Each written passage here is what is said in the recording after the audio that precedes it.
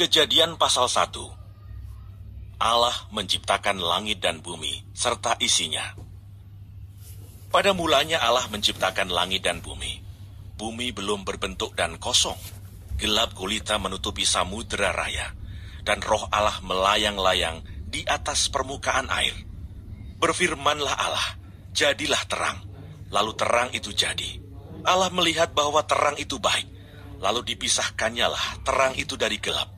Dan Allah menamai terang itu siang, dan gelap itu malam. Jadilah petang, dan jadilah pagi. Itulah hari pertama. Berfirmanlah Allah, jadilah cakrawala di tengah segala air untuk memisahkan air dari air. Maka Allah menjadikan cakrawala, dan ia memisahkan air yang ada di bawah cakrawala itu dari air yang ada di atasnya. Dan jadilah demikian. Lalu Allah menamai cakrawala itu langit. Jadilah petang dan jadilah pagi. Itulah hari kedua. Berfirmanlah Allah, hendaklah segala air yang di bawah langit berkumpul pada satu tempat, sehingga kelihatan yang kering. Dan jadilah demikian. Lalu Allah menamai yang kering itu darat, dan kumpulan air itu dinamainya laut. Allah melihat bahwa semuanya itu baik. Berfirmanlah Allah, hendaklah tanah menumbuhkan tunas-tunas muda, tumbuh-tumbuhan yang berbiji, segala jenis pohon buah-buahan yang menghasilkan buah yang berbiji, supaya ada tumbuh-tumbuhan di bumi. Dan jadilah demikian. Tanah itu menumbuhkan tunas-tunas muda, segala jenis tumbuh-tumbuhan yang berbiji, dan segala jenis pohon-pohonan yang menghasilkan buah yang berbiji. Allah melihat bahwa semuanya itu baik. Jadilah petang dan jadilah pagi. Itulah hari ketiga. Berfirmanlah Allah, jadilah benda-benda penerang pada cakrawala untuk memisahkan siang dari malam. Biarlah benda-benda penerang itu menjadi tanda yang menunjukkan masa-masa yang tetap dan hari-hari dan tahun-tahun, dan sebagai penerang pada cakrawala, biarlah benda-benda itu menerangi bumi. Dan jadilah demikian.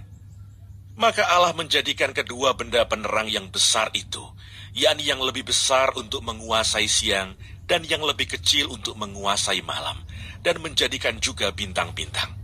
Allah menaruh semuanya itu di cakrawala untuk menerangi bumi, dan untuk menguasai siang dan malam, dan untuk memisahkan terang dari gelap. Allah melihat bahwa semuanya itu baik. Jadilah petang dan jadilah pagi. Itulah hari keempat. Berfirmanlah Allah, hendaklah dalam air berkeriapan makhluk yang hidup, dan hendaklah burung beterbangan di atas bumi melintasi cakrawala. Maka Allah menciptakan binatang-binatang laut yang besar dan segala jenis makhluk hidup yang bergerak, yang berkeriapan dalam air, dan segala jenis burung yang bersayap. Allah melihat bahwa semuanya itu baik. Lalu Allah memberkati semuanya itu, firman-Nya, berkembang biaklah dan bertambah banyaklah, serta penuhilah air dalam laut, dan hendaklah burung-burung di bumi bertambah banyak. Jadilah petang dan jadilah pagi. Itulah hari kelima. Berfirmanlah Allah, hendaklah bumi mengeluarkan segala jenis makhluk yang hidup, ternak dan binatang melata, dan segala jenis binatang liar. Dan jadilah demikian. Allah menjadikan segala jenis binatang liar, dan segala jenis ternak, dan segala jenis binatang melata di muka bumi. Allah melihat bahwa semuanya itu baik.